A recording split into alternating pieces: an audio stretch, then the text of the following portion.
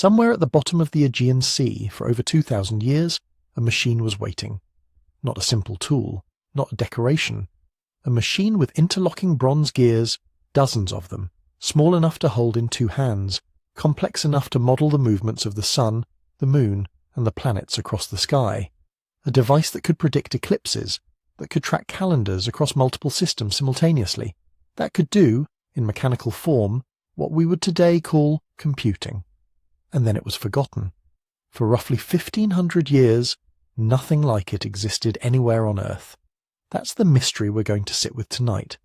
Not just what this device was, but how it was possible at all, who had the knowledge to build it, who wanted it built, and how something that sophisticated could simply vanish from human history as though it had never existed. If you're listening to fall asleep, that's exactly why I make these. So maybe subscribe and tell me in the comments where you are right now and what time it is there.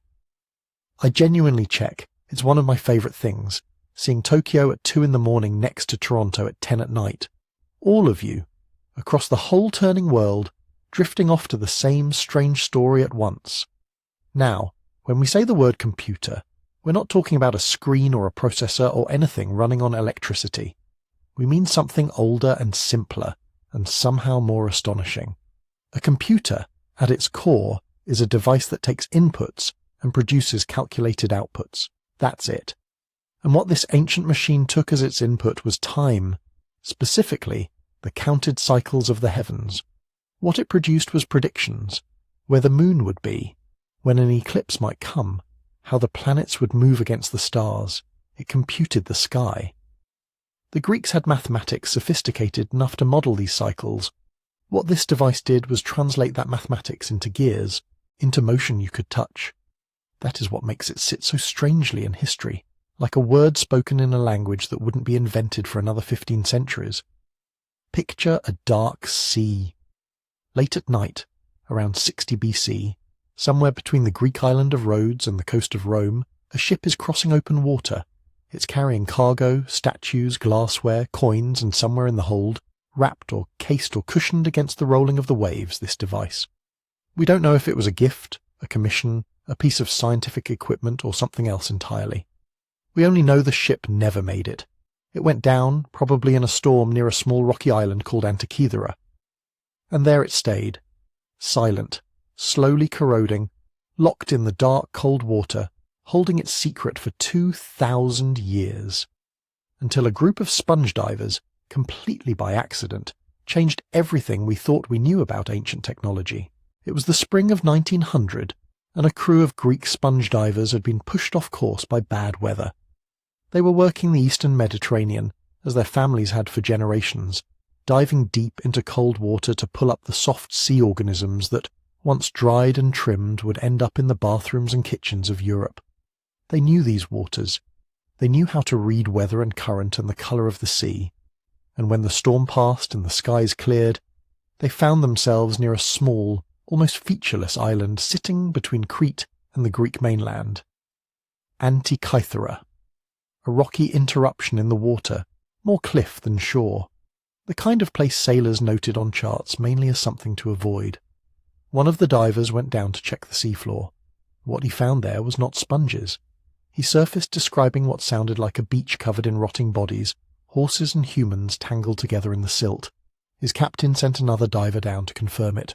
The shapes were bronze and marble statues, dozens of them, half buried in the sediment at around 45 meters depth. A shipwreck, obviously. A large one, and old. Very, very old. The divers had stumbled onto what would turn out to be one of the richest archaeological finds in Mediterranean history. A Roman-era cargo ship, probably sunk sometime around 60 BC, carrying a load of luxury goods so dense and varied that it looked less like a merchant vessel and more like a floating museum. Over the following months, working with help from the Greek government and eventually the Royal Hellenic Navy, divers brought up an extraordinary haul. Bronze statues of athletes and gods, marble figures, glass bowls and ceramic vessels, coins, jewellery, furniture fragments. The kind of objects that made scholars immediately think of wealthy Roman patrons, of the enormous appetite Rome had developed in that era for Greek art, Greek craftsmanship, Greek everything. The ship was almost certainly running a well-established route, moving goods westward from the Greek world toward Italy, toward the capital of an empire that consumed beauty the way it consumed grain. That route took ships through some of the most treacherous water in the Mediterranean. The channel near Antikythera is narrow and the currents are unpredictable, the winds funneling between islands in ways that can shift direction in minutes. Sailors in the ancient world knew these passages well enough to fear them. Wrecks were not uncommon along this corridor. The seafloor in the Aegean and around the Greek island chains holds centuries of sunken cargo, most of it long scattered, most of it long gone. What made the Antikythera wreck unusual was depth. The cold, deep water had slowed decay, preserved things that would have disintegrated closer to shore. The statues had corroded and encrusted but survived structurally. And several other objects, less obviously precious, had survived too. Among the material brought up in the recovery operation were several dark, irregular lumps, fused masses of bronze and wood and calcium carbonate, the mineralized crust that seawater builds over submerged metal across decades and centuries. They didn't look like much. They didn't look like anything in particular. They were logged, stored, and largely ignored while scholars focused on the statues and the fine goods.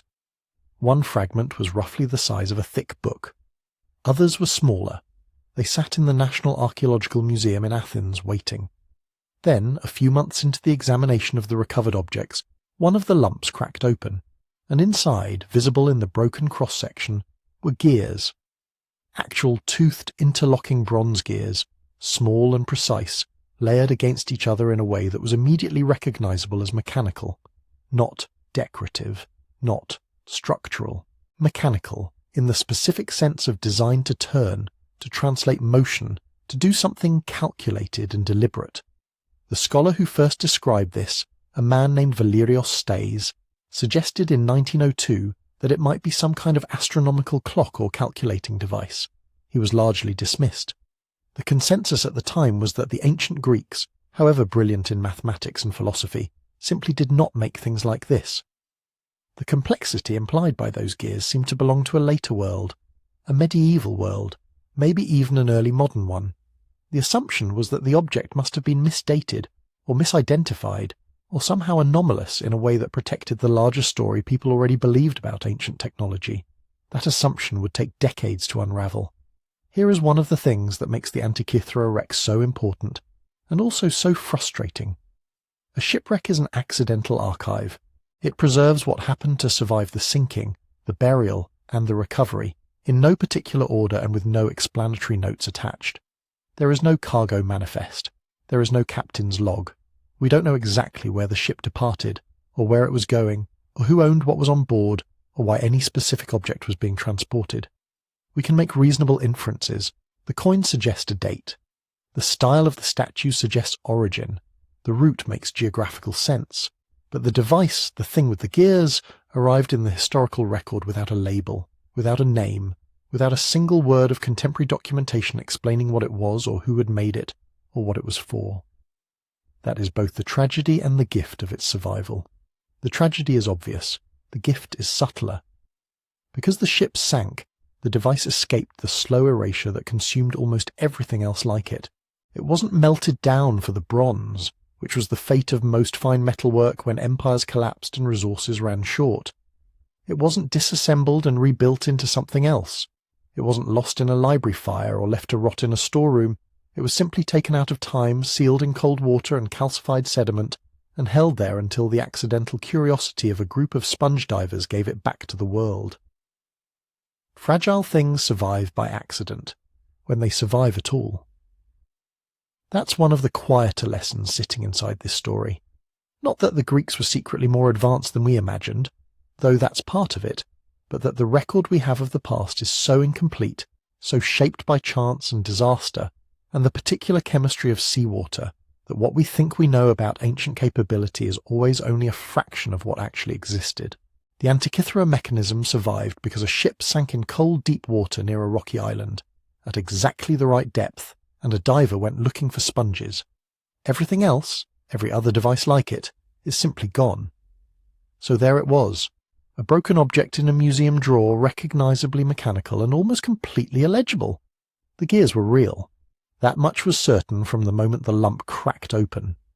But real in the sense of physically present, physically verifiable is not the same as understood. And for the first several decades after the discovery, understanding the Antikythera mechanism was a project that moved in very small steps, interrupted by long pauses, complicated at every turn by the fundamental problem of what the object had become after 2,000 years underwater. Corrosion is not just surface damage, it penetrates, it replaces. Seawater carries minerals that gradually substitute themselves for the original material, filling voids left by oxidized bronze with calcium carbonate, fusing adjacent surfaces together, smoothing over the fine details that carry the most information. The teeth of the gears had survived, but many of the inscriptions on the flat plates were faint to the point of near invisibility. The fragments, and there were eventually more than 80 of them, had broken from each other and from themselves in ways that made it hard to know what had once been connected to what. Some pieces were clearly from the same original object, others were ambiguous. There was a real temptation, and scholars are not immune to temptation, to assign fragments to roles that made a preferred interpretation work, to see what you were already looking for in the ambiguous geometry of a corroded edge. The first serious attempt at reconstruction came in the 1950s, when a British historian of science named Derek de Solla Price got access to the fragments and began a study that would eventually span 2 decades. Price brought something important to the problem, which was a willingness to take the mechanism seriously on its own terms rather than explaining it away. He understood that the question wasn't whether ancient Greeks could have built something this complex in principle, because the mathematics and the astronomical knowledge were demonstrably there, but whether the physical evidence actually showed what it appeared to show. He counted gear teeth. He measured spacing. He tried to infer the original diameter of wheels that had lost sections of their circumference. In 1974, he published a detailed reconstruction proposal that identified the device as an analog computing instrument, probably designed to track astronomical cycles and predict celestial events. It was a landmark. It was also, as later work would show, partially wrong in some of its specifics, not because Price was careless, but because he was working with X-rays, and X-rays, while transformative compared to visual inspection alone, have limits. The first X-ray images of the mechanism taken in the 1970s were remarkable. They could penetrate the calcified crust and reveal internal structure that was otherwise invisible. For the first time, researchers could see how gear trains were arranged inside the fused fragments, without physically breaking the fragments apart. They could read, partially, inscriptions buried beneath layers of incrustation. The images showed a level of mechanical complexity that even Price's careful study had underestimated. There were more gear wheels than initially counted. There were epicyclic arrangements, gears mounted on the arms of other gears, a technique that allows a mechanism to model irregular motion, the kind of irregular motion that planets actually exhibit when you watch them against the background stars. But the real leap came in 2005, when an international research team brought an entirely different technology to Athens. Polynomial texture mapping, which captures surface detail by illuminating an object from dozens of different angles and combining the results, and high-resolution X-ray tomography, which produces 3-dimensional cross-sectional images rather than flat shadows. The difference between an X-ray and a tomographic scan is roughly the difference between a silhouette and a sculpture. Suddenly researchers could rotate virtual slices through the fragments on a screen, reading inscriptions letter by letter that had been invisible or misread for a century, counting gear teeth on wheels buried 4 and 5 layers deep, measuring the exact angles of axle holes to determine how mechanisms had been aligned. What they found revised several of Price's conclusions and confirmed others. More importantly, it gave the reconstruction process a new kind of disciplinary rigor. Because here is the underlying logic of how you reconstruct a mechanism from fragments. You begin with what you can directly observe. You count teeth on surviving gear wheels. You measure the spacing between plates.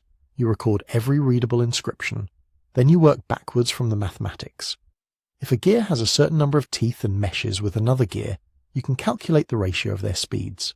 If that ratio corresponds to a known astronomical cycle, a cycle the Greeks demonstrably cared about and had precise numerical values for, then you have a candidate interpretation.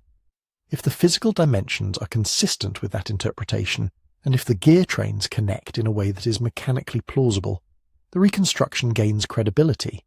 It isn't proof in the way a chemical test is proof, but it's convergent evidence. Multiple independent lines of reasoning pointing toward the same answer. And reconstructions do evolve. Ideas that seemed settled in 2006 were quietly amended by 2016. New scans found inscriptions that changed the interpretation of specific dials. A gear wheel that had been assigned one function was reassigned when a better image revealed details that didn't fit the earlier model. This is not a flaw in the process. It's the process working as it should, each generation of evidence correcting the overconfidence of the last. What emerged from all of this, slowly, revised repeatedly, still contested at its edges, was a picture of a device whose ambition was almost breathtaking. Not a clock, not a simple calendar, something that attempted to hold the whole moving sky inside a box of bronze the size of a shoebox. And that is where things get genuinely strange. To understand what that box was trying to do, you have to shift mental categories a little. We're used to thinking of computers as glowing rectangles, as things that run on electricity and code. But computation, in the most basic sense, is just this: taking an input, applying a set of rules, and getting an output. Change goes in, transform change comes out. In the Antikythera mechanism, that transformation happened in metal. This is what people mean when they call it an analog computer. Analog here doesn't mean old-fashioned. It means that something about the physical motion inside the device was analogous to, was shaped to mirror, something happening outside in the world. Turn one shaft through a certain angle, and every wheel and pin and pointer in the system moves through related angles, in ratios that encode relationships in nature. One kind of change, the steady turning of a hand on a crank, is translated into another kind of change, the wandering of the sun along the ecliptic, the shifting phases of the moon, the rhythm of eclipses, the slow dance of calendars drifting against the stars. Picture the basic interaction. You pick up the box. It's heavy for its size. On one side, a set of circular scales, some fixed, some with pointers that can move around them. On the other side, more dials, more inscriptions, an orderly forest of tiny engraved letters telling you what each scale means. Along the edge, a small knob or handle, something you can grasp and rotate. You decide what your input is. Maybe you're interested in a date. You want to know, say, what the sky will look like 5 years from now at the time of a particular festival. So you set the main pointer, or turn the crank until a calendar scale lines up with a certain day and month. That position, that angle, is the starting condition the machine needs. Time has been converted into rotation. Inside, that rotation meets the first gear. Gear teeth interlock, one wheel turns another, and that one turns a third, each at a speed determined by the number of teeth and the way the shafts are arranged. After several stages, what emerges at the far end of the gear train is a different motion, a different rate of turning. That new motion drives a pointer on a dial, but the rate is not arbitrary. It has been chosen so that one complete turn of that pointer corresponds to some known celestial cycle, the 29 and a bit days from new moon to new moon, or the 19-year metonic cycle that brings lunar months back into alignment with the solar year, or the even longer Saros cycle that marks the repetition pattern of eclipses. From the outside, all you see is that you've turned a crank to represent a future date, and in response the pointers on the various dials have swung round to new positions. One now points to a phase of the moon. Another tells you whether an eclipse is likely near that date, and if so, what kind, solar or lunar, and roughly where in the zodiac it will occur. A separate scale gives you the month in different calendars, one civil, one perhaps tied to games or festivals, if some reconstructions are right. Additional pointers might even indicate the positions of the known planets, Mars and Jupiter and the rest, showing whether they are moving forward against the stars or in that peculiar backward loop ancient astronomers called retrograde motion. In modern terms, this is the user experience of the device, a compact manual interface for asking questions about the future or the past in the language of dates and receiving answers in the language of the sky. Some of those functions are not especially controversial anymore. The front face seems, in most reconstructions, to have carried a large circular zodiac scale, marked with the familiar constellations along which the sun, moon and planets appear to travel, and a concentric calendar scale that could be adjusted to match different local year start conventions. A sun pointer and a moon pointer, geared to move at slightly different speeds, would have traced their way around this dial, letting the user see, at a glance, where the moon would be relative to the sun on any given date, and whether it would appear as a thin crescent, a swollen gibbous, or a full bright disk. On the back, the evidence is even stronger. Surviving fragments of inscription explicitly mention the metonic cycle, the 19-year pattern after which the phases of the moon recur on the same dates of the solar calendar, and the Olympiad cycle, the 4-year rhythm of the Olympic Games. One spiral dial appears to have been divided into 235 segments, the number of lunar months in those 19 years. Another spiral dial lines up with numbers that match the Saros cycle, about 18 years and 11 days, which governs the periodicity of eclipses. There are tiny letters next to many of these divisions, glosses that seem to have told the user what kind of eclipse was expected and where it would be visible. These are the widely accepted functions: calendar tracking, lunar phases, eclipse prediction based on the repeating pattern the Babylonians had detected centuries earlier and the Greeks had adopted and refined. When you turn the crank, you are not just moving metal in circles, you're running through those abstract cycles, stepping years and months forward or backward with a twist of your hand. Other proposed functions sit on more uncertain ground. Several researchers have argued that the front face once carried additional pointers for the 5 planets visible to the naked eye, each driven by its own train of the gears, some using epicyclic arrangements to mimic the way planets seem to speed up, slow down, and temporarily reverse direction as seen from Earth. There are hints in the surviving gear counts that support this, numerical relationships that match known synodic periods of planets, but the physical evidence is fragmentary. No consensus has fully settled over this planetary model yet. It remains a compelling possibility, not a finished fact. Even without the planets, though, the logic of how this machine thought about the sky rests on one simple mechanical truth. Gears are extraordinarily good at turning one cycle into another. A gear with, say, 60 teeth driving a gear with 30 teeth will make the second turn twice as fast. If you fix those ratios to known astronomical numbers, the 365 1/4 days of the year, the 29.53 days between lunar phases, the 18-year Saros cycle broken down into months. You can let metal do the math. You don't have to add 29.5 days over and over in your head, or on a wax tablet. You encode that relationship into the number of teeth, into the way the wheels are stacked on their axles, and then every time you spin the input, the correct phase, the correct calendar position, the correct eclipse marker simply appears. The beauty of this approach is that nothing inside the box knows anything. There is no hidden intellect, no mysterious force. There is only geometry embodied, ratios frozen into bronze, human understanding of cycles made physical, tangible, reusable. It's important not to turn this into myth. The mechanism was not magic, and it was not centuries ahead of its intellectual time. The astronomical cycles it used were known in Greek science. The mathematics needed to derive the gear ratios had been worked out by thinkers from Hipparchus to Archimedes. The idea of modelling the heavens with moving rings and spheres was already embedded in Hellenistic cosmology. In that sense, the device is conservative. It does not invent new astronomy. It packages existing astronomy in a new way. What is extraordinary is the decision to compress so much of that abstract knowledge into a single, portable, mechanical form. To say, instead of carrying tables of numbers and memorized rules, what if we could carry a box that embodies those rules? Instead of recalculating the date of the next eclipse from first principles every time, what if we could simply turn a crank and let a lattice of metal do it for us?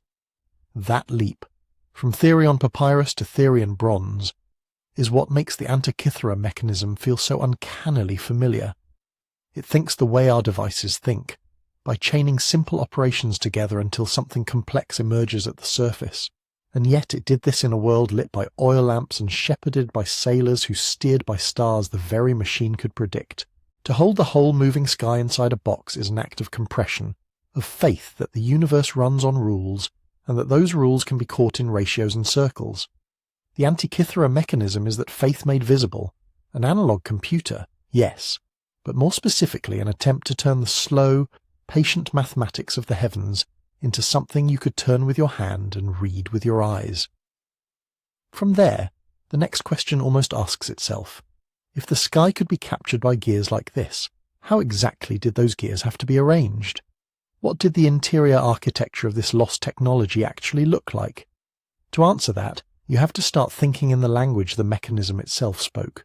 Not Greek this time, but ratios. Every gear inside that box, every little bronze wheel with its forest of triangular teeth, was a sentence written in numbers. 53 teeth here, 127 there, 38 meshing with 48. To us, those sound like arbitrary counts. To the people who built the machine, they were how you whispered astronomical truths into metal. Turn one gear. If it has 60 teeth and it drives a gear with 30, the driven gear turns twice for every turn of the first. 60 over 30 simplifies to 2 to 1. That's a statement. This motion is doubled. Stack that with another pair, say 32 driving 127, and you're now multiplying and dividing rates of motion in a chain. Each gear pair is another clause in the sentence, shaping how fast the final pointer will sweep around its dial. When researchers reconstructed the gear trains in the Antikythera mechanism, they found these ratios lined up with known celestial cycles. The tricky 235 lunar months in 19 solar years, the 223 months of the Saros eclipse cycle, the 76-year Callippic cycle that refines the metonic pattern. The numbers of teeth aren't random. They're approximations of awkward fractions in the sky, expressed in whole numbers of little bronze triangles. That's the first impression when you go inside in your mind. Not some chaotic tangle of wheels, a carefully layered phrase-by-phrase translation of astronomy into mechanics. But knowing the grammar of gear ratios isn't the same thing as actually building the sentence. Bronze does not particularly want to become a precise instrument. It wants to warp when it cools. It wants to pit and corrode when salt air finds it. It wants to resist the file and the saw. To get from raw metal to a gear that can stand its ground in a mesh with 20 other gears, someone has to fight all of that, patiently, tooth by tooth. Imagine the workshop somewhere in the eastern Mediterranean a little before 100 BC. Not a factory, a room, maybe two, lamps on the walls, a bench near the window for daylight work, a chest of tools, chisels, gravers, bow drills, files of different cuts, a saw, maybe a simple lathe turned by hand or foot, sheets of bronze cast roughly to thickness, waiting to be tamed. There are no machine tools here in the modern sense, no steel milling cutters, no micrometers, but there are jigs, simple guides that let a craftsman repeat a shape accurately, a wooden or bronze template for gear teeth, a marked circle that can be laid over a blank disc to space out tooth positions.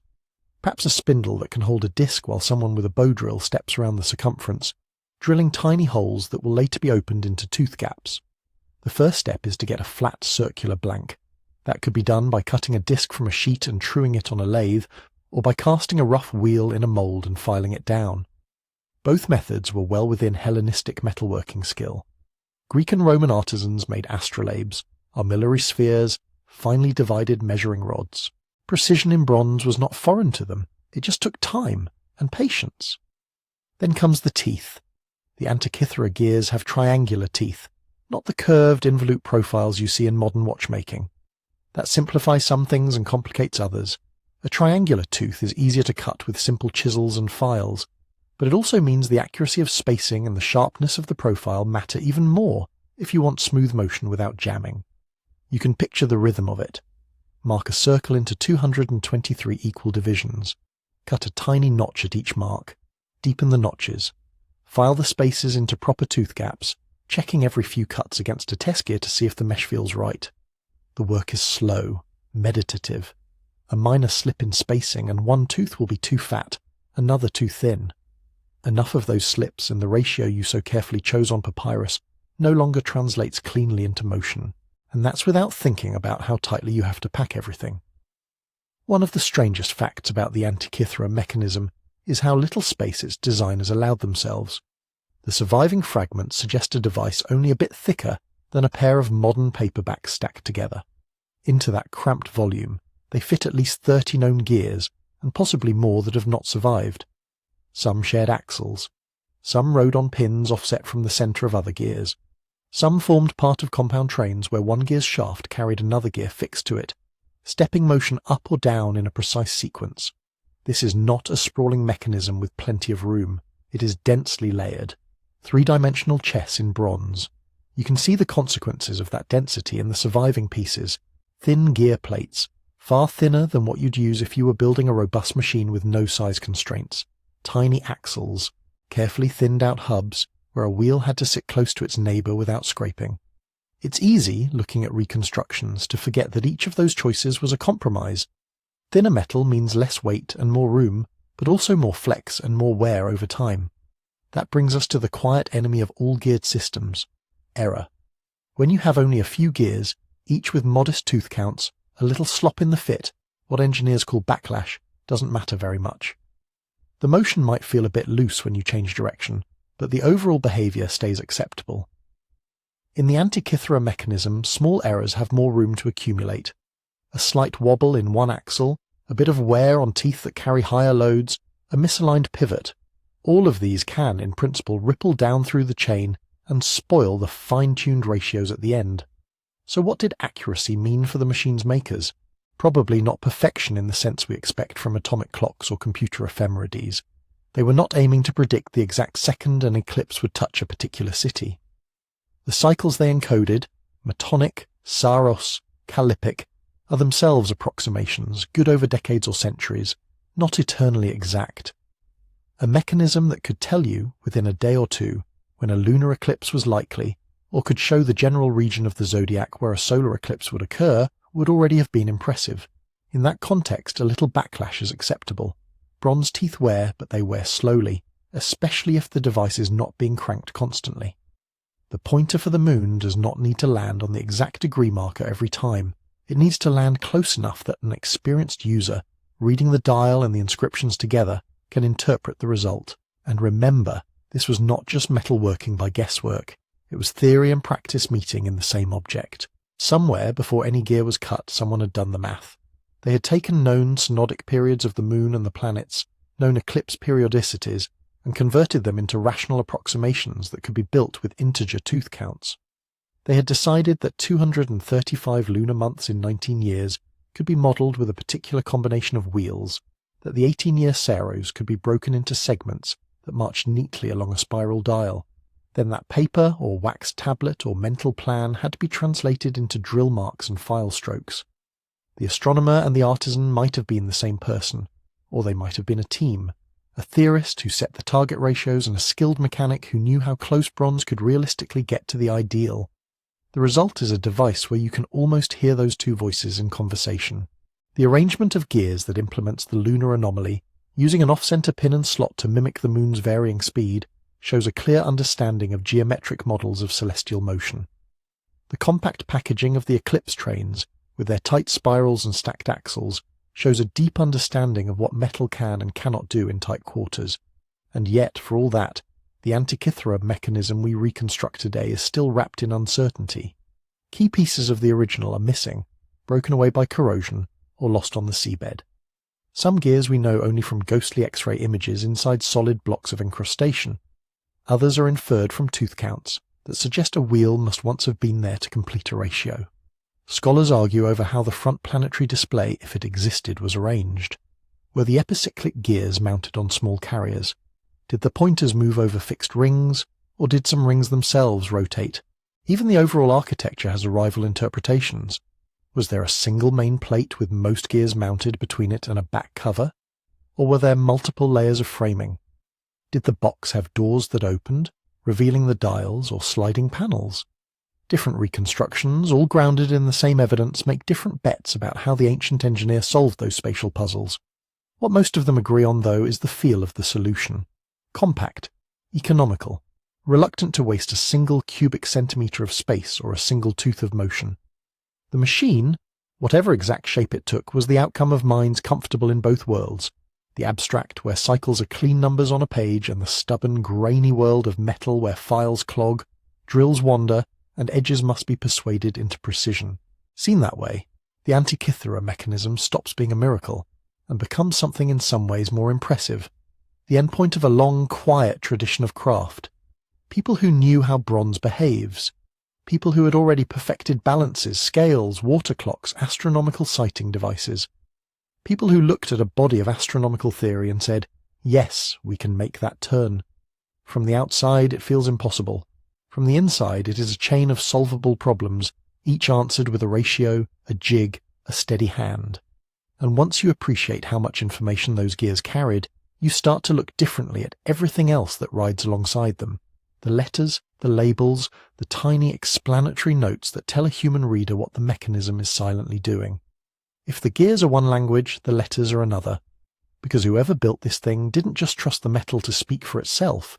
They covered it in writing, tiny, cramped Greek letters, scratched and engraved into every surface they could spare, on the faces of dials, along the edges of plates, on little bronze panels that no longer survive except as ghost impressions. From a distance, those inscriptions look like corrosion noise, random scratches in green-black metal.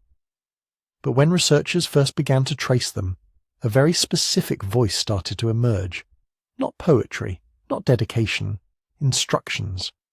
Imagine picking up a device you've never seen before. There are multiple dials, multiple pointers, a forest of scales. Without some kind of guide, it's just an intimidating lump of complexity. The Antikythera inscriptions are that guide. They are, in a very literal sense, the user manual. On the back, next to the great spiral dials, the letters tell you what you're seeing. One band is labelled for the metonic cycle, the 19-year rhythm that brings lunar months and solar years back into near alignment. Another spiral is tied to the Saros cycle, the long heartbeat of eclipses. Little clusters of letters near certain divisions indicate months, games, signs. Some text explains what will happen at particular points. Phrases that can be translated as eclipse, north, south, visible, unseen. To a user, turning the crank slowly, these aren't abstract numbers, they're prompts. Here, expect a lunar eclipse, probably in the northern part of the sky.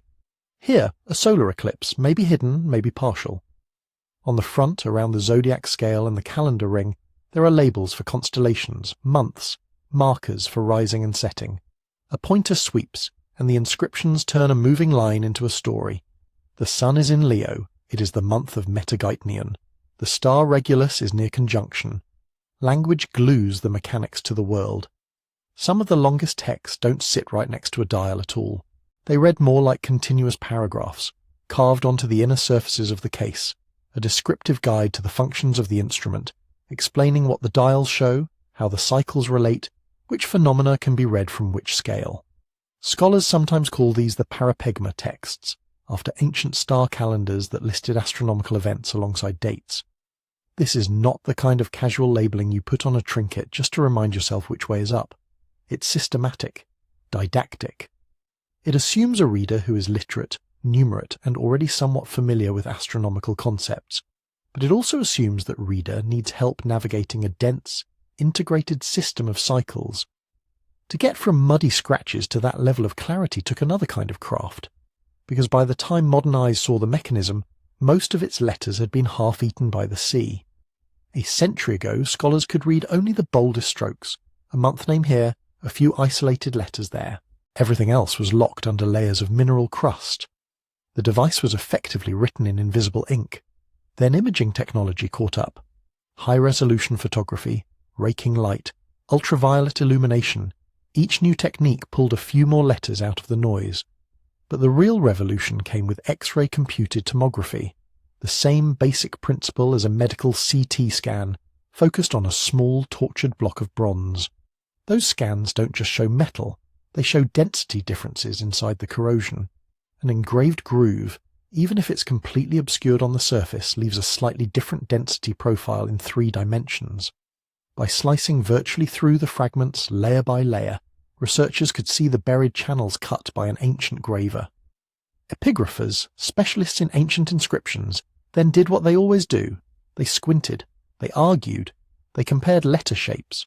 They checked how often certain words appear in other texts from the same period.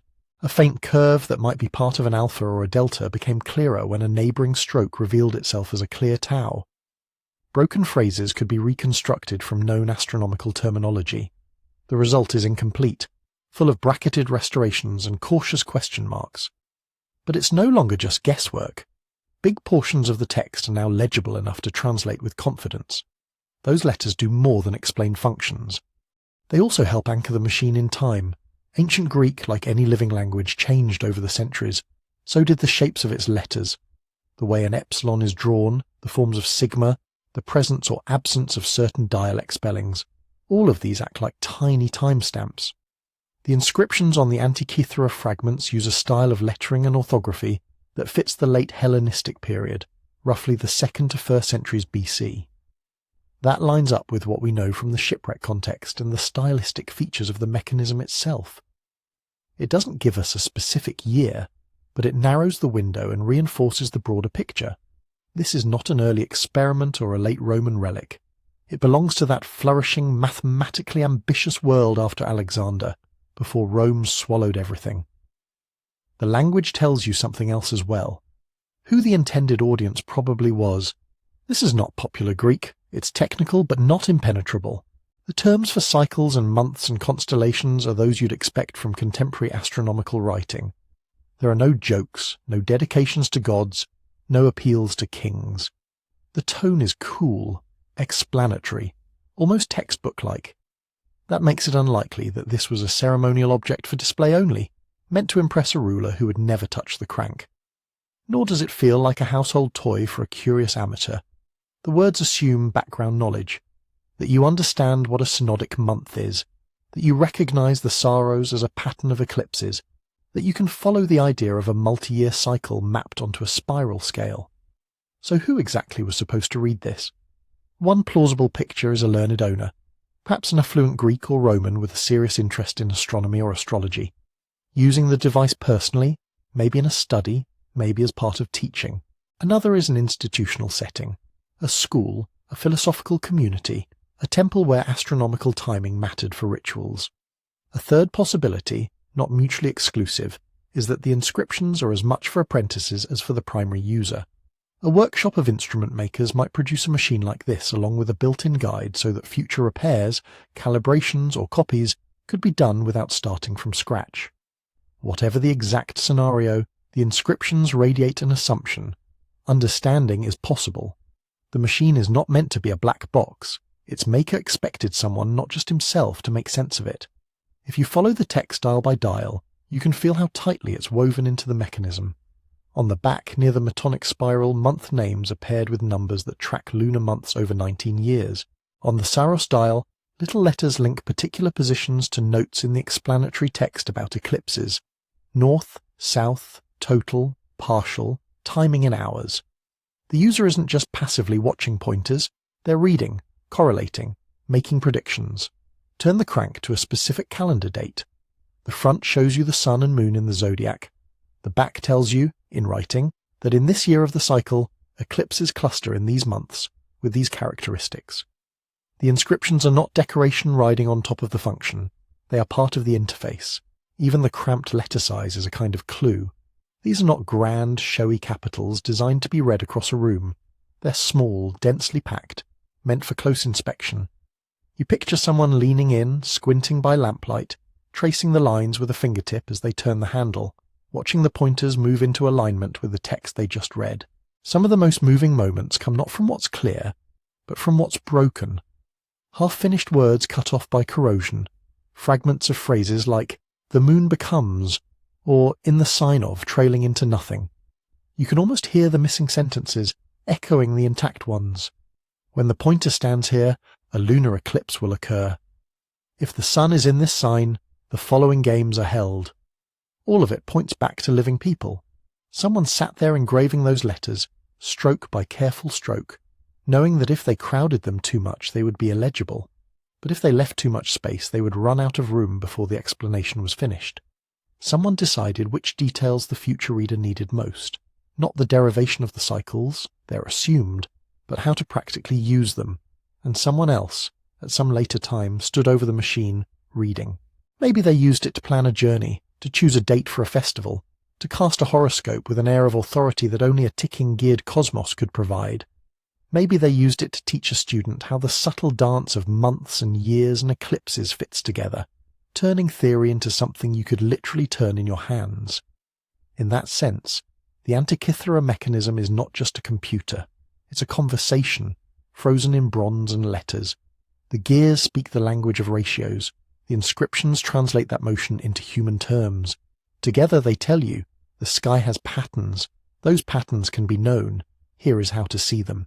And yet, for all the clarity they offer, those tiny letters also hint at what has been lost. They refer to cycles and techniques as if they're common knowledge, as if anyone serious about astronomy would recognize them. That casual confidence suggests a wider culture of instruments and texts that have not survived. A whole ecosystem of knowledge in which this device was not a singular miracle, but one particularly ambitious example. We're left reading around the gaps, filling them with cautious reconstructions. But even in pieces, the voice that comes through is unmistakable, methodical, practical, quietly proud of turning the heavens into something you can read like a book, or more precisely like a book that can move, a book where the chapters are years and the sentences are cycles, and each slow turn of the handle advances the story of time itself, with tiny letters whispering what the gears are about to do. Time, for the people who used this machine, was not an abstract arrow stretching off into infinity. It was a knot. On one side of the knot, the moon. The moon moves in neat, enticing packages. From new to new again takes about 29.5 days. You can watch it grow, watch it shrink, count the nights between one thin crescent and the next. Early humans everywhere seem to have done exactly that. A month is not a philosophical idea. It's a very clear, repeating change in the sky. On the other side of the knot, the sun. The sun doesn't give you small loops. It gives you one long loop per year. The shadow at noon creeps higher in winter, lower in summer. Particular stars rise just before dawn at particular seasons. Crops sprout and ripen, according to that larger rhythm. If you care about planting, harvesting, taxation, sailing seasons, festival dates tied to equinoxes and solstices, you need the sun's year. The problem is, the moon and the sun do not cooperate. 12 neat lunar months, 12 cycles of new to full to new, add up to only about 354 days. The solar year is about 365.25. If you just count 12 months and call that a year, your seasons will slide. Spring will start showing up in what your calendar insists is winter. Harvest festivals will drift into bare fields. You can fix this by occasionally throwing in an extra month, like a leap day but bigger, a whole leap month. That pulls the lunar count back toward the solar year. Many ancient cultures did exactly that. The trouble is, how often? If you guess, you will be wrong enough, soon enough, that your calendar and your climate part ways again. The Greeks who engraved the Antikythera mechanism lived in a world already full of solutions to that problem, some clumsy, some elegant. The most elegant of all, to their way of thinking, was a pattern they attributed to a 5th century BC Athenian named Meton. Here is the pattern in simple terms. Take 19 solar years. Count how many lunar months fit inside. 19 solar years is about 6,939.6 days. 235 lunar months is about 6,939.7 days. Those two numbers are not exactly the same, but they are close enough that after 19 years, the moon comes back to almost the same place, against the same background of stars, on the same date of the solar calendar. New moons line up again with the same points in the year. Eclipses repeat in similar seasons. Festivals can be anchored both to a lunar phase and to a time of year, without drifting hopelessly away. That 19-year pattern is what we call the metonic cycle. You don't have to know the decimals to feel its power. Imagine you are living in a city where major religious festivals are pegged to the first new moon, after, say, the spring equinox. Without some organizing scheme, priests and magistrates have to argue every year. Do we insert an extra month now, or next year, or not at all? With the metonic cycle, you have a rule. In 19 years, you will insert 7 extra months at specific intervals. After those 19 years, the pattern repeats. For a farmer, that means sowing and reaping rituals don't slowly drift into the wrong weather. For a city, it means civic events, assemblies, legal deadlines, games, stay roughly tied to the familiar turn of the seasons. For itinerant travellers, merchants, and astronomers moving between cities with slightly different local calendars, a shared long cycle becomes a bridge, a way to say, this year in this place corresponds to that year in that other place, within the same grand pattern. The Antikythera mechanism takes that invisible 19-year rhythm and builds it into metal. On the back of the device, one of those spirals the inscriptions mention is devoted to the metonic cycle. Around it, month names are ticked off, not for 1 year, but for 235 successive lunar months. A pointer moves slowly around that spiral as the user turns the crank. Each full revolution of the pointer marks one metonic cycle. 19 solar years, packed into a single winding track. Inside the case, that graceful drift is really the blunt maths of gears. Early reconstructions and later refinements converge on the idea that one train of gears is responsible for that 19-year count. A gear linked to the main drive turns another with a tooth count chosen so that, after 1 year of rotation on the front calendar dial, the back pointer has advanced exactly 235/19 of a full circle, 1 lunar month per step. Multiply related ratios together, and you get a mechanical fraction equal to the length of the metonic cycle in years, expressed as a number of turns. In other words, a long elusive alignment between moon and sun has been frozen into a ratio, then cut into teeth.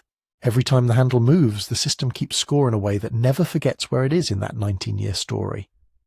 The device doesn't stop with one cycle. There are further refinements. One tiny subsidiary dial, identified from surviving fragments and inscriptions, appears to track what modern scholars call the Ecliptic cycle, 4 metonic cycles, or 76 years. This is a slight correction, acknowledging that even the metonic pattern is not perfect. 4 metonic cycles add up to a bit more than 76 true solar years. By grouping them, ancient astronomers could occasionally drop a day to keep theory and sky in closer lockstep. The Antikythera mechanism seems to know this, or at least to reflect that more ambitious level of calendrical thinking. Here, the gears become a kind of memory beyond any single human lifetime. A 76-year cycle cannot be experienced fully by one person as a repeated pattern, but a chain of bronze wheels can step through it faithfully, as long as someone, anyone, is there to turn the crank. Behind all these mechanical niceties lies a simpler social need: coordination. The Hellenistic world was a patchwork of calendars. Athens had one system of month names and intercalations. Other Greek cities had their own. The Macedonians used another set, which spread with Alexander's conquests. In Egypt, an administrative 365-day calendar ticked along independently of the lunar schemes used elsewhere. Jewish communities, Babylonian-influenced astronomers, local priesthoods along the eastern Mediterranean, all had their variations. Yet the sky above them all was one. The front of the Antikythera mechanism shows that universal sky: the zodiac, the sun, the moon, perhaps the known planets.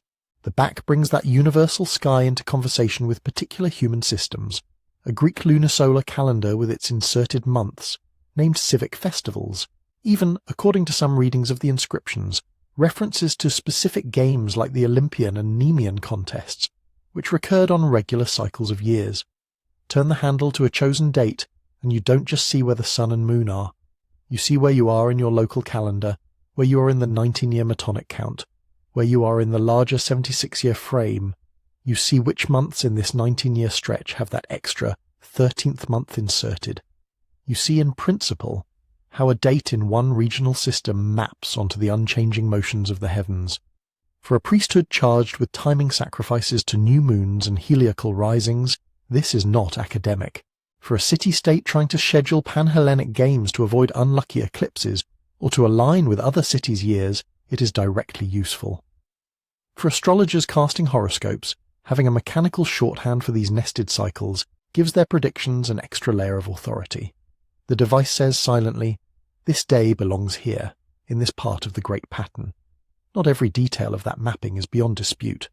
The identification of the main 19-year spiral as the metonic cycle is very strongly supported. The number of divisions, the surviving month names, and explicit references in the inscriptions all converge. The subsidiary 76-year dial as a Ecliptic cycle is widely accepted, though the exact labelling remains partly reconstructed. The idea that one small dial tracked the 4-year cycle of the Pan-Hellenic games is plausible and fits with some partial inscriptions. But scholars debate exactly which festivals and which sequence are represented. There are also questions about which local civic calendar lies behind the month names. Some of the names fit a familiar Corinthian or related pattern. Others suggest adaptation. It's possible the designer chose a kind of hybrid or standardized Greek calendar, broadly recognizable across regions, rather than anchoring the machine to one city alone. That strategy would make sense for an instrument meant to travel, or meant to impress users from different backgrounds. Even with these uncertainties, the broad picture is clear. The Antikythera mechanism is not just calculating where the heavenly bodies are, it is constantly reconciling 3 kinds of time at once. There is astronomical time, the continuous movement of sun, moon, and stars, indifferent to human concerns. There is biological and agricultural time, seasons, growing cycles, migrations, winds, things that matter for survival, shaped by the solar year. And there is civic and sacred time, months, festivals, games, legal terms, ritual anniversaries, things that matter for meaning, shaped by human agreement. The metonic cycle, baked into its gears, is the hinge that lets those layers fold over each other without tearing apart. When you imagine someone in the 2nd or 1st century BC leaning over this object, what they are really doing is negotiating that layered time. They might be a farmer landowner, wanting to know when eclipses will fall relative to harvest, which years carry extra months, whether a familiar festival will overlap with a risky celestial omen. They might be a priest, turning years ahead to see when a rare combination of lunar phase and stellar position will recur. They might be a teacher, showing students that the jumble of intercalary months and shifting festival dates hangs on a few deep repeatable patterns. Every click of hidden teeth is an assertion that those patterns are knowable. 19 years, 76 years, repeating spirals on the back of a bronze box. All of them testify to a culture that refused to live in a merely linear, one thing after another stream. Instead, they found, in the awkward mismatch between the moon's month and the sun's year, a structure, a rhythm, a way to say, this has happened before, and it will happen again, almost the same. Soon, they would push that thinking further, beyond the gentle cycles of months and years, into the shadowed, unsettling regularity of eclipses themselves. For most of human history, an eclipse was not an astronomical event. It was a feeling. Imagine standing in a bright midday field. The air is warm, the noise of insects and human work all around you. Then the light starts to thin. Not like evening, not like a cloud. A strange grey wrongness pours over everything. Dogs whine. Birds go silent or roost. Shadows sharpen in odd ways. In a matter of minutes the sun grows a bite, then a black disk, ringed in cold fire. If you don't know why this is happening, there are only two possibilities.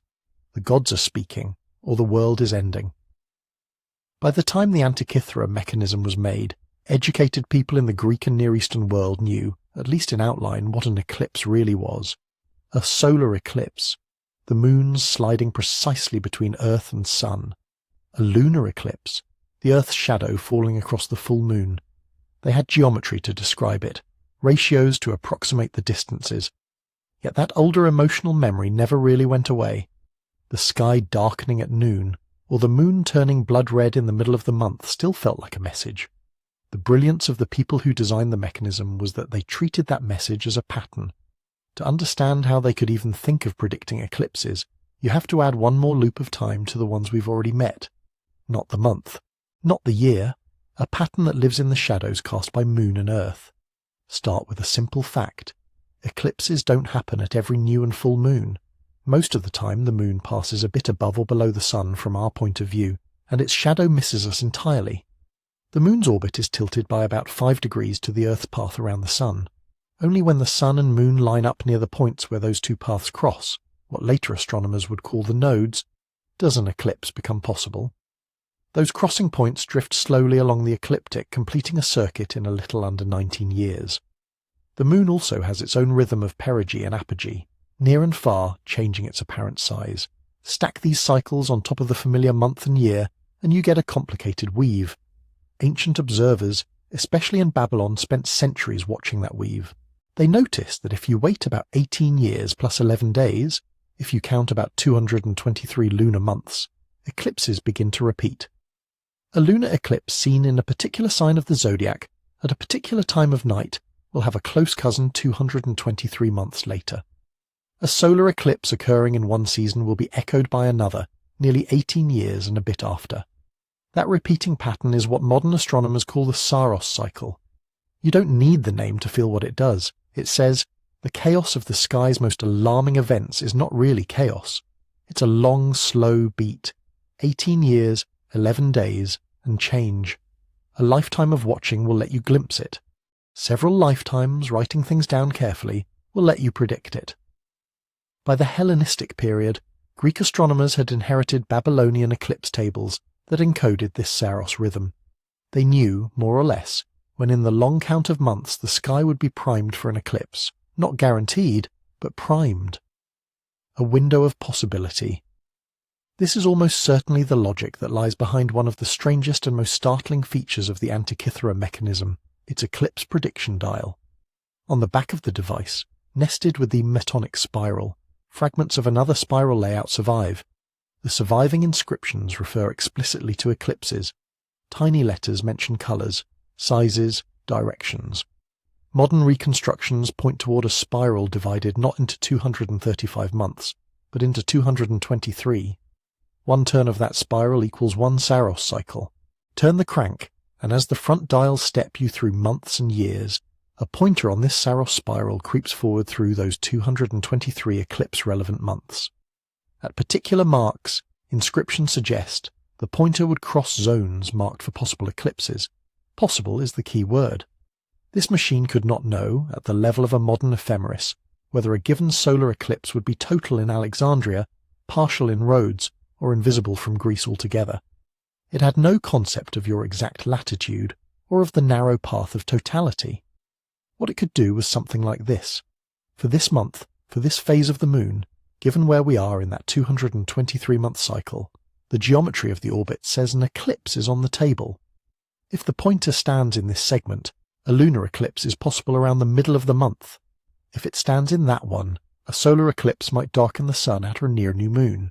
The tiny accompanying letters, according to some readings, tell you further. This one will be north or south, large or small, perhaps even hinting at the hour of night for a lunar event. In other words, not a single sharp prediction, but a calendar of omens. For someone living in that world, that was more than enough. If you are a priest in a great temple, knowing that your city is entering an eclipse season might change how you schedule certain rites. If you are a king, it might affect the timing of a military campaign or the day chosen for a coronation. In Babylon, eclipses were classically tied to the fate of the king. A sudden darkness could be read as a judgment on the ruler. Elaborate rituals evolved in which a temporary substitute king would be enthroned and then quietly removed after the danger had passed, soaking up the ill omen. Hellenistic courts, marinated in a mix of Greek, Egyptian and Mesopotamian ideas, would not have been untouched by that tradition. For sailors and merchants, the machine's eclipse dial had a different flavour. Sea travel in the ancient Mediterranean was heavily seasonal. People avoided the risky winter months when storms could appear from nowhere. A darkened sun, or a blood-red moon at sea in any case, was terrifying. Being able to say in advance, around the time of the third month next year there may be an eclipse, would let you prepare stories, sacrifices, explanations for your crew. Astrologers too cared deeply. In Hellenistic astrology, eclipses became potent markers in birth charts and state horoscopes. A solar eclipse near a particular zodiac sign could be associated with upheaval in regions and peoples, linked, in that symbolic geography, to that sign. A mechanism that turned the abstruse Saros counts into a moving pointer on a dial gave those practitioners a powerful prop. We should be careful, though, not to overstate what we know. The surviving plates of the eclipse spiral are incomplete. Some letters are clear, others have been reconstructed from tantalizing fragments. Scholars disagree on exactly how the months were labelled, how many inscription rings surrounded the spiral, whether every possible eclipse was marked or only those visible in a particular region. One widely discussed interpretation suggests that a small subsidiary dial, in addition to the Saros spiral, tracked what is now called the Exeligmos cycle. 3 Saros cycles bundled together, about 54 years and a month. After 1 Saros, an eclipse recurs but shifted in longitude. After 3, the time of day comes back into step. If the device did account for this, it might have upgraded a simple yes/no this month into yes, and likely at this time of day.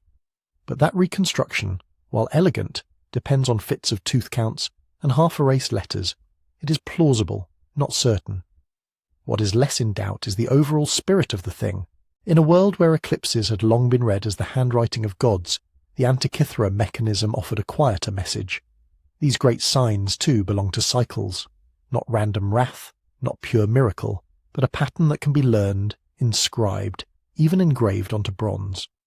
Prediction, for its users, would not have meant the kind of minute-by-minute path of totality forecast an astronomer might print today. It meant knowing, ahead of time, that a dangerous or meaningful season was coming. It meant being able to stand in a council chamber or a temple precinct and say, "An eclipse is due in the 3rd year from now in the spring. We should prepare." In that sense, the eclipse dial is as much a social device as an astronomical one. It lets human institutions, courts, priesthoods, shipping guilds, brace themselves against the single most dramatic kind of celestial surprise. It gives them time to adjust calendars, to plan rituals, to shape narratives.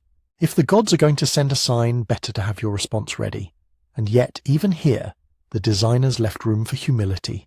The spiral does not promise, "On this day at this hour the sun will surely vanish." It whispers a more cautious truth. Every 223 months the geometry repeats. Within these windows, expect the unexpected. Bronze teeth, turning in the dark interior of a wooden case, quietly counting down to the next moment when noon might turn to twilight. Once you can do that, once you can gaze 18 years forward into the sky's briefest, strangest shadows, you're already reaching for the next challenge.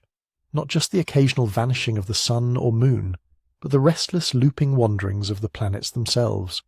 For most stars, the sky keeps its promises. Night after night they rise in more or less the same places, march across the same paths, sink in the same directions. Over months they wheel slowly with the seasons, but they keep their order. They are reliable. Then there are the troublemakers. If you go out regularly at dawn or dusk, and if you're patient over many weeks, you will notice that a few bright stars do something very strange. They don't stay fixed in their constellations. They drift. The Greeks called them planetae, wanderers. Most of the time, a planet moves steadily in one direction against the background of the fixed stars. Night after night you can see it edging forward along a narrow band of sky. The zodiac, Mars, Jupiter, Saturn, slow, dignified, always pushing, say, eastward. And then, without warning, they change their minds.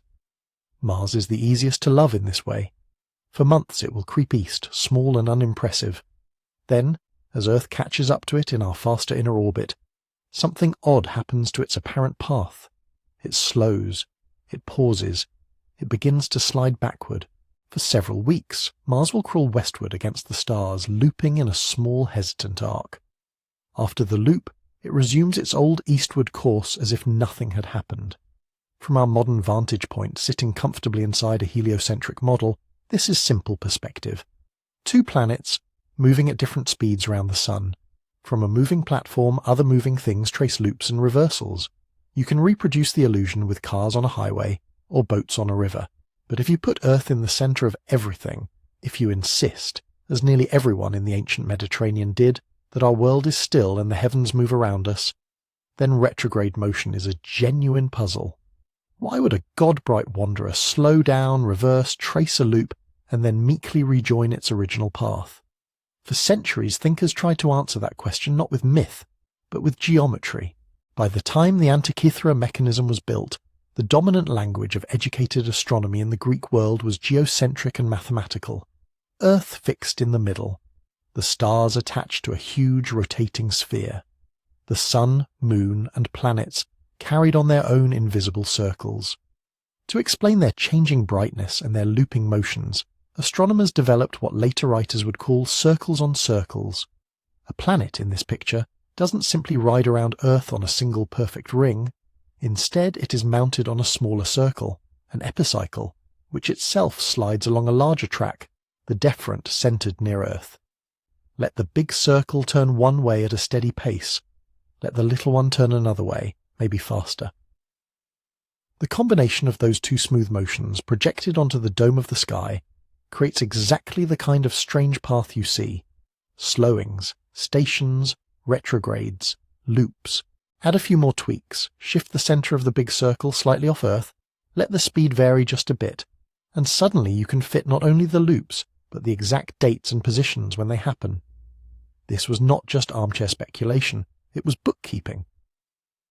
From Babylon, Greek astronomers inherited centuries of detailed planetary observations and numerical schemes that captured their long periods. How many days from one Mars opposition to the next? How often Jupiter returns to roughly the same place in the zodiac? Tables that tell you, on year X, in month Y, the planet should be around such and such a constellation. Greek mathematicians, especially from the 3rd century BCE onward, translated these numerical patterns into geometrical devices. For them, orbits became circles, speeds became angular velocities, and the whole sky turned into a system of rotating wheels. If you step back from the parchment and ink, there is an obvious next question. If planets behave as if they are carried on circles mounted on circles, could you build that? Could you take bronze teeth and axles and make a physical diagram of the heavens, where one turn of a crank sends planets forward and backward in their loops, just as the sky appears to do? This is where the Antikythera mechanism edges towards something that feels almost like science fiction. On the back, the surviving gears clearly speak the language of lunar months, solar years, and eclipse cycles. On the front, beneath the lost face that once held pointers and scales, the teeth tell a more fragmentary story. Some reconstructions see there not only a sun and moon, but a ring of the zodiac, a calendar dial, and 5 additional indicators, one each for Mercury, Venus, Mars, Jupiter, and Saturn. Each would have crept around the zodiac at its own pace. Each would have needed to slow down and go backward at the right times. To make that happen in metal, you need more than simple one-to-one gear trains. You need something that behaves like those epicycles on paper, compound gearing, where a wheel riding on another wheel creates a second-order motion. This, in principle, is what epicyclic gearing can do. Take a gear mounted on an arm that rotates around a central gear. Let the inner gear turn, let the arm swing, and the outer gear's teeth trace a path that is not just a simple rotation. Get the tooth counts right, and its angle as seen from the front will speed up, slow down, even reverse relative to the main motion. In a way, it is a mechanical poem, circles on circles transformed into wheels on wheels.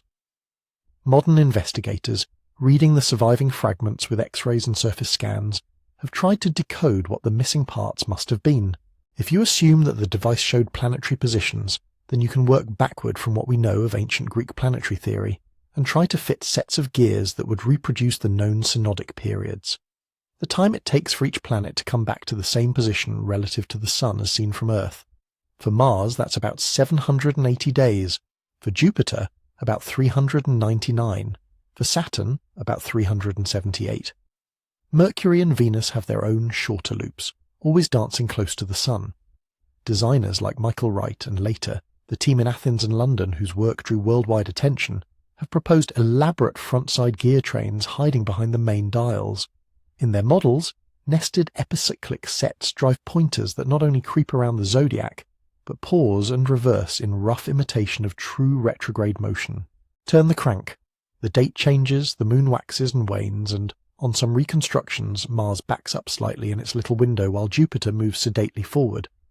If the original makers achieved anything like this, it would mean that the Antikythera mechanism did more than count cycles. It would become a compact, portable embodiment of an entire tradition of mathematical astronomy, not just a calendar, an animated model of the cosmos, but here, more than anywhere, the evidence thins. No unambiguous planetary pointers survive. The front faceplate is mostly gone. Some letters on the remaining fragments seem to name planets, some do not. The gearwork that could have supported complex epicyclic motion is heavily corroded, and the pieces we have may not represent the full original stack. Scholars divide roughly into 3 camps. One group argues that, yes, the front of the mechanism once displayed the positions of all 5 visible planets, implementing in bronze the epicycle-based theories of astronomers like Apollonius and Hipparchus. For them, the faint traces of planetary names and the complexity of certain gear trains point strongly in that direction.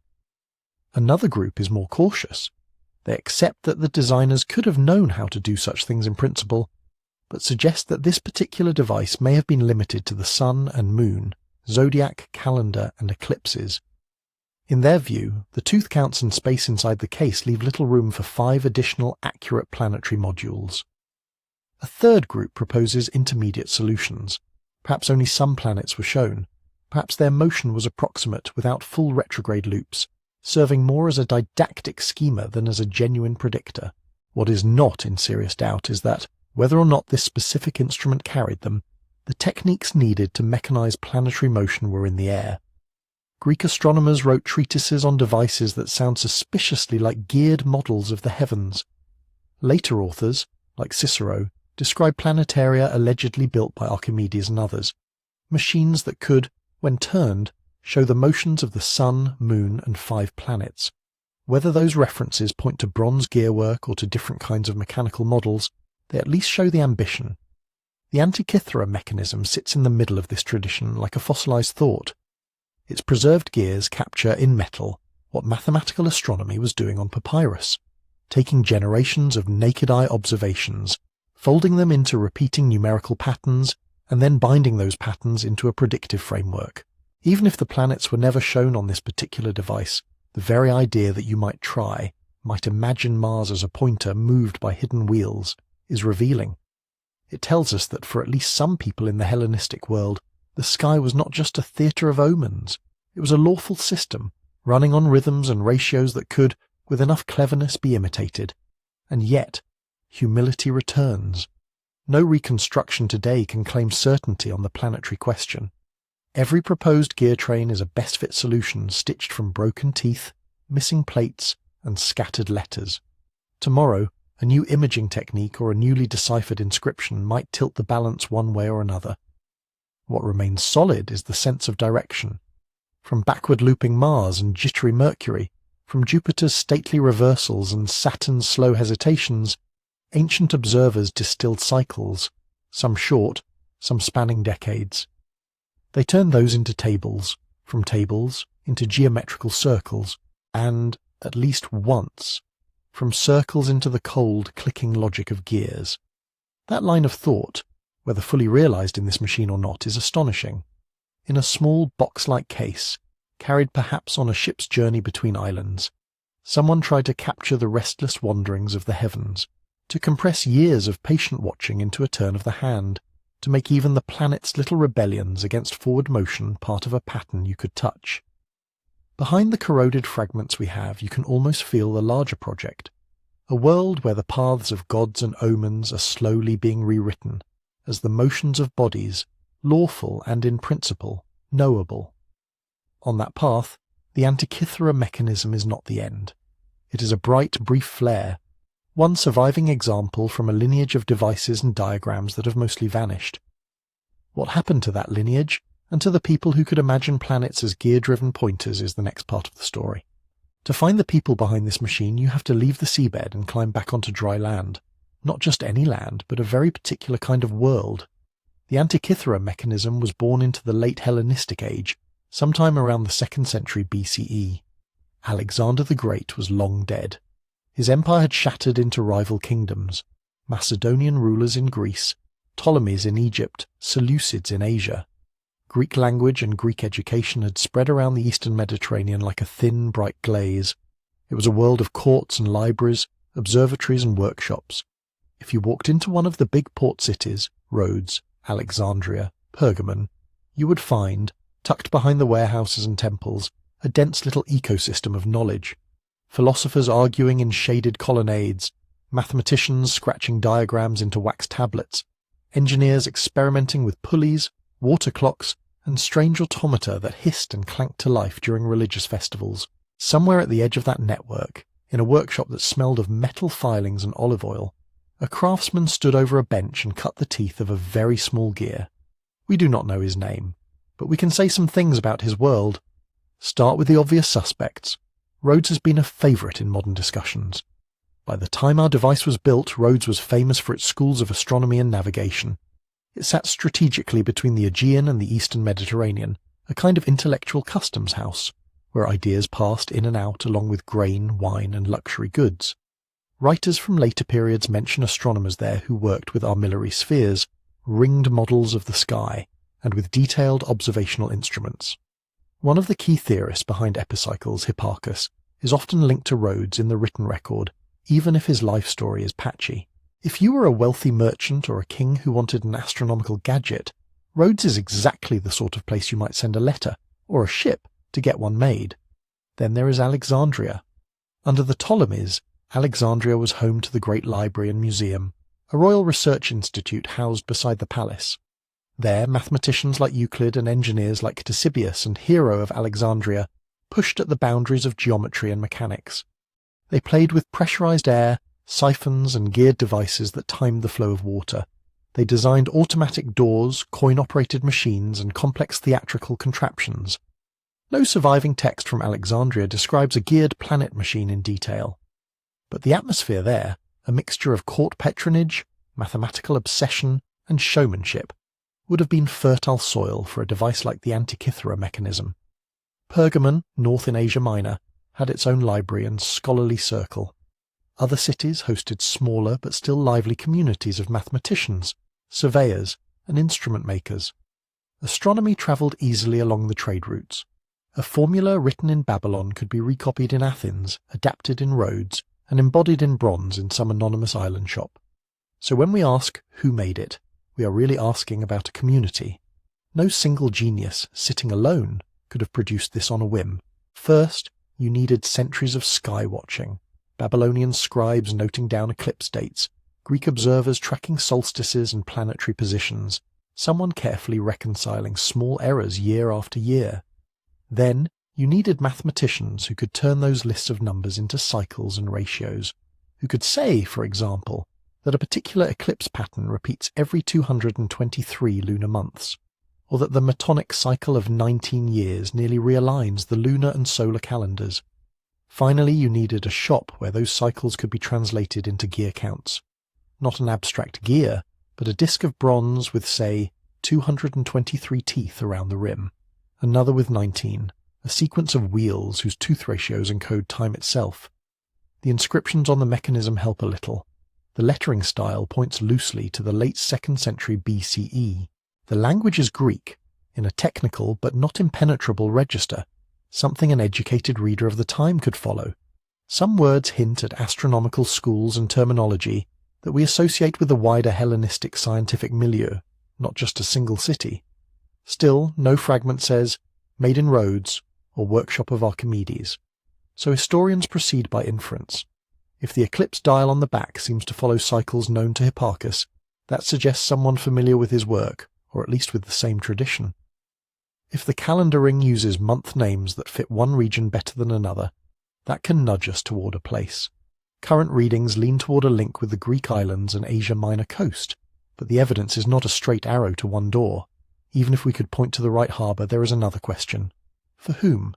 A device like this is not cheap. Bronze was valuable, skilled labour even more so. Cutting dozens of fine-pitched gears, engraving detailed scales and inscriptions, assembling the whole thing into a wooden case. This is not the sort of project you take on for someone paying in fish. In the Hellenistic world, precision instruments tended to orbit wealth and power. At one end, there were royal patrons, kings who liked to surround themselves with scholars. Possessing a machine that could predict eclipses, track calendars, and perhaps even show the dance of the planets would have been a mark of prestige. It advertised that you, the ruler, had at your fingertips the rhythms of the heavens. Imagine unveiling it at a banquet, a box placed on a table, the crank turned, the dials moving in slow, deliberate synchrony. The message would be clear. While lesser men watched the sky, you owned it in miniature. At the next tier, there were rich private collectors and educated elites, retired generals, shipping magnates, or landowners who had studied philosophy in their youth and wanted something more refined than a statue or a silver bowl. For them, a device like this could be part teaching tool, part status symbol. A philosopher could stand with a group of students, hand on the case, using the turning dials to illustrate his lecture on celestial cycles. A host could bring it out when guests debated fate and free will under the lamplight. The Antikythera shipwreck gives us a snapshot of this clientele.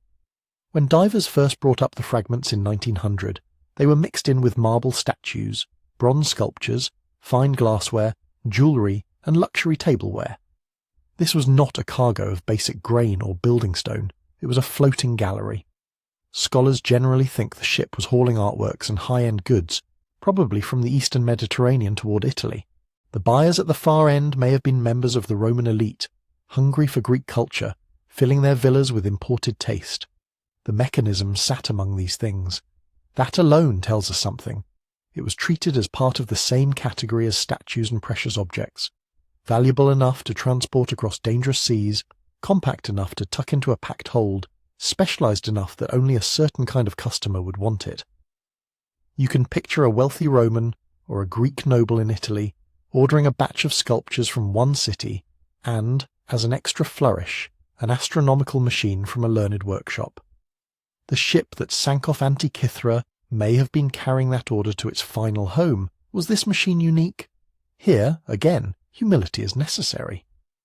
We only have this one full-fledged example. No other surviving instrument from antiquity matches its complexity. That fact tempts the imagination in two directions. One possibility is that it really was a one-off masterpiece, a Ferrari of its age, built once for a special commission and never exactly repeated. The other possibility is more sobering. Bronze was routinely melted down and recycled. Wood cases rot, shipwrecks erode, delicate mechanisms, when they break and cannot be repaired, are often cannibalized for parts. Over 2,000 years, the survival odds for small, intricate bronze gearwork are terrible.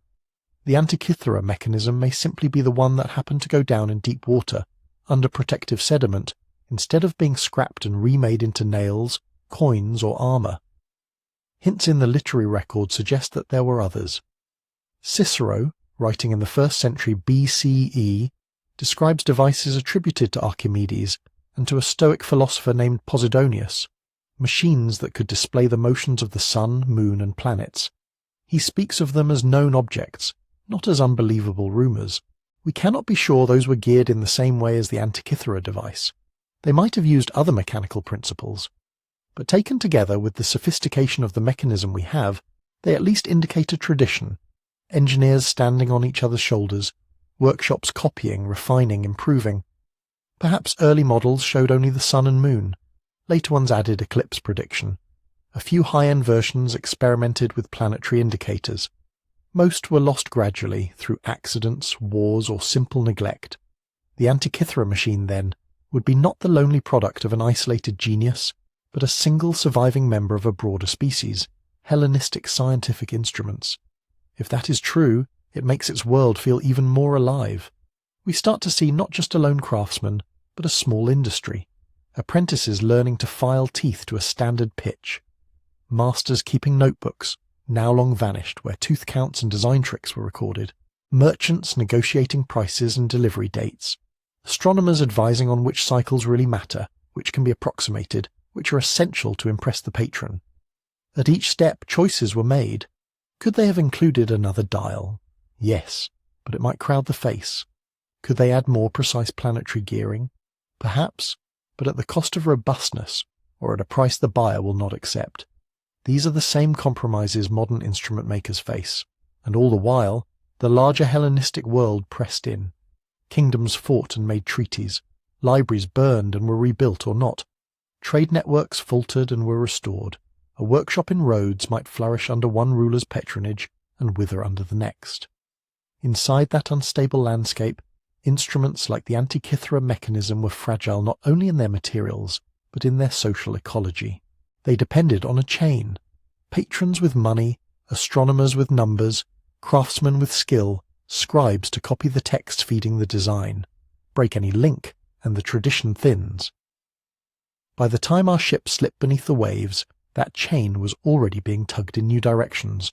Roman power was rising, Greek cities were being absorbed into a different kind of empire. Latin tastes, different priorities, shifting religious sensibilities, all of these would eventually shape what kinds of knowledge were preserved and what kinds were quietly allowed to disappear. The question of who made it and for whom therefore shades into a quieter, darker one. What happens to a craft when its customers vanish, its texts scatter, and its practitioners die without fully passing on their tricks? That is where the story of the Antikythera mechanism turns from wonder to loss. To follow that turn, we have to watch the Hellenistic world crack and the fine-toothed knowledge inside some of its workshops slip through the breaks. If you zoom out from that single workshop and that single ship, the next question is uncomfortable. If this was possible in 150 BCE, why are we not tripping over bronze computers in every museum? Why does this line of technology seem to flare once, briefly, and then sink into the dark? The simplest answer, that people forgot how to make gears, is not quite right. Romans built mills with gear trains, water-lifting screws, even odometer wagons that clicked off miles as carts rolled along the road. Basic gearing never disappeared. What vanished was something narrower and more delicate. The specific craft of turning complex astronomical theory into compact, multi-dial, inscription-covered machines. That kind of craft lives inside a very particular ecosystem. You need more than one clever engineer. You need workshops where apprentices can learn to file teeth at that fine pitch. You need mathematicians and astronomers nearby, bringing new cycles, new corrections. You need buyers rich enough to commission objects that are impressive, not strictly necessary. And you need a world stable enough that a young apprentice can expect to grow old in the same trade, passing his notebooks and tricks on to his own students. The late Hellenistic Mediterranean had that for a while. Then the ground began to shift. Over the 2nd and 1st centuries BCE, Rome moved from being one power among many to the power that absorbed the rest. Macedon, the Seleucid realm, the Ptolemies in Egypt, one by one they were defeated, partitioned, annexed, or turned into client states. On paper that might sound like simple replacement. Greek kings out, Roman governors in. But for delicate knowledge webs the change was not so smooth. Royal patronage had been a major fuel source. Hellenistic kings competed with each other in libraries, observatories, and spectacle. Building a device that could model the sky fit nicely into that game. It was a prestige object, a demonstration that your court stood at the cutting edge of science. Roman elites, by contrast, had different priorities. They were certainly capable of appreciating Greek learning. They hired Greek tutors, collected Greek statues, quoted Greek philosophy at dinner. But their state did not revolve around a museum like Alexandria's, nor did their politics reward funding abstruse theoretical research. Roman engineers focused on what their society valued. Roads, aqueducts, siege engines, mining machinery, grain mills, things that fed legions, supplied cities, displayed power in concrete arches and flowing water. Within that framework, a tiny box that silently computed eclipse dates for the next few decades had a harder time finding its niche. At the same time, the institutions that had once anchored high-level theoretical work were fraying. The library and museum at Alexandria suffered repeated blows. Political purges, civil wars, fires, budget cuts as Ptolemaic wealth drained away. And then, later, as Roman administrators lost interest in maintaining a full royal research establishment. Pergamon's library, Rhodes's schools, and the smaller scholarly centres across the Aegean all depended on civic resources and on a particular style of Greek city life. War, economic strain and shifting trade routes slowly eroded that foundation. When a library loses its copyists, texts begin to vanish. When a museum loses its stipends, scholars drift away or never arrive.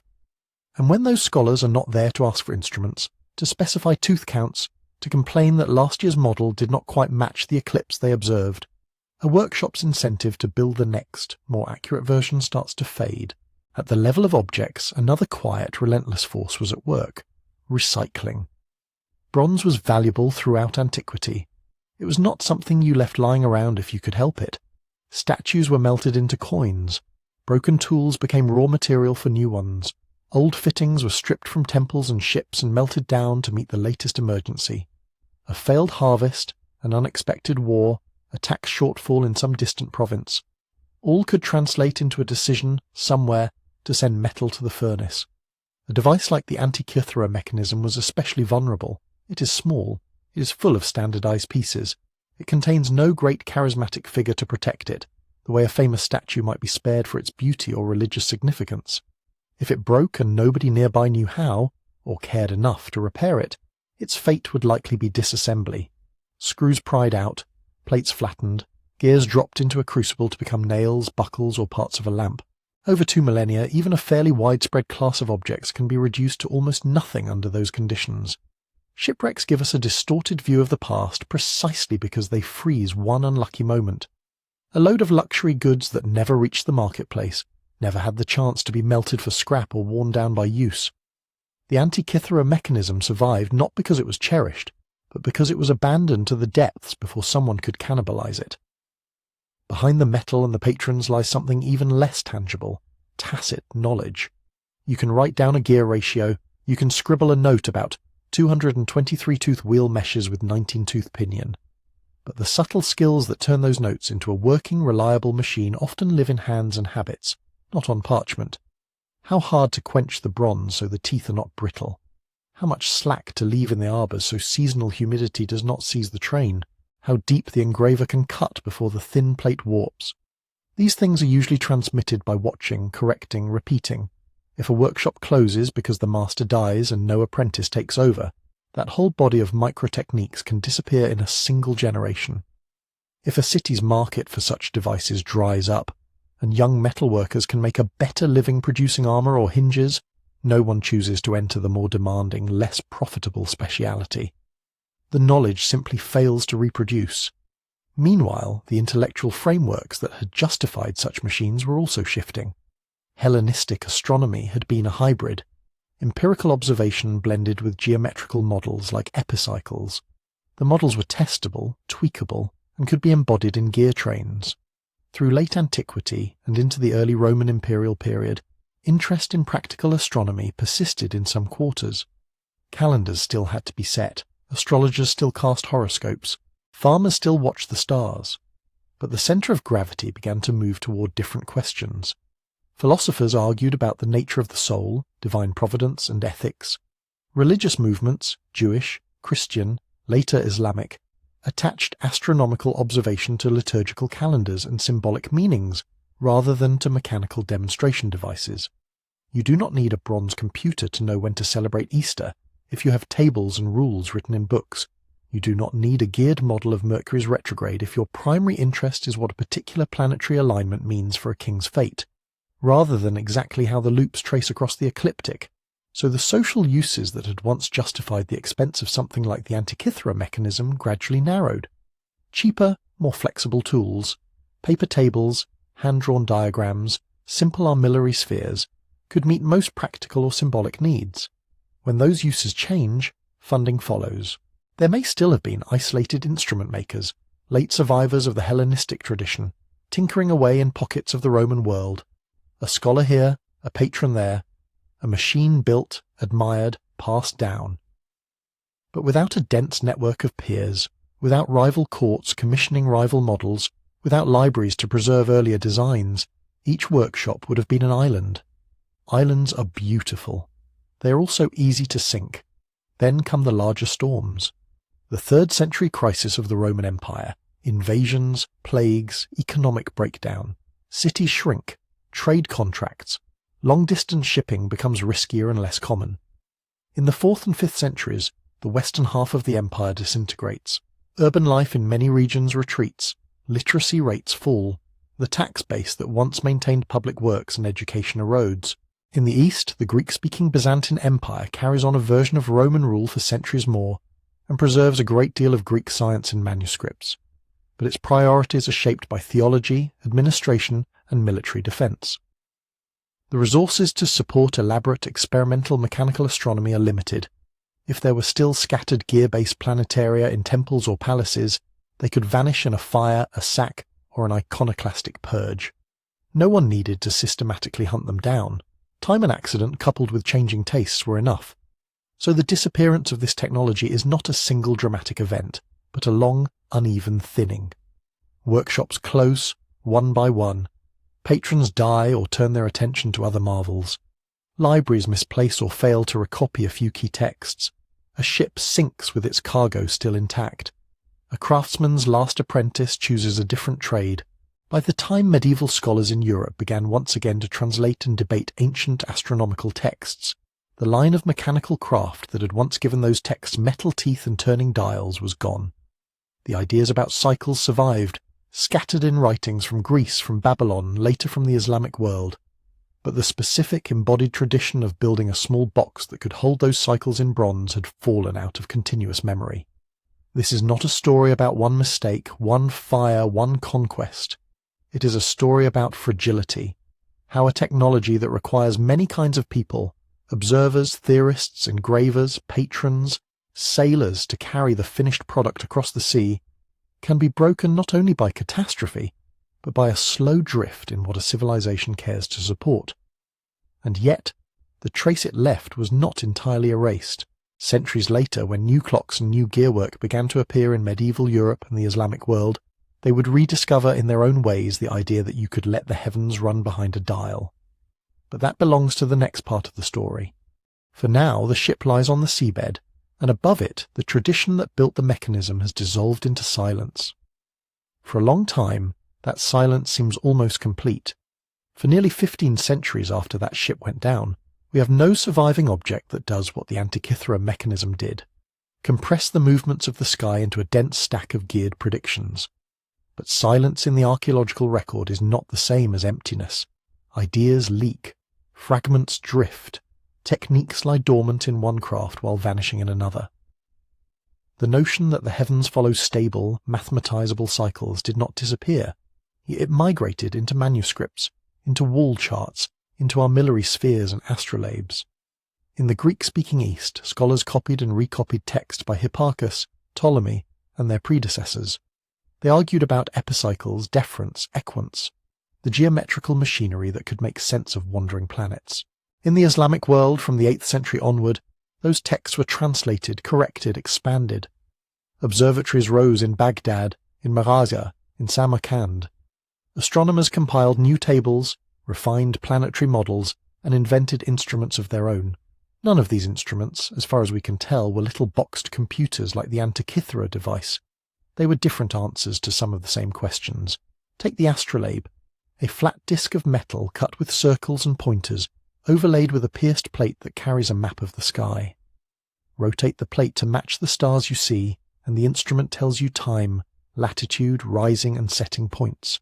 No gears, no hidden trains of teeth. But the same urge, to take the vastness overhead and make it manipulable in the hand. Astrolabes, quadrants, and similar tools spread through the Islamic world, then into medieval Europe. A ship's navigator out beyond sight of land might have carried one. So might a scholar calculating prayer times in Cairo, or a student at Oxford working through the motions of the equinoxes. Meanwhile, somewhere else in the craft world, gears were waking up again. They reappeared not first as astronomers' toys, but as timekeepers. By the 13th century, in European towns, something new began to appear in church towers.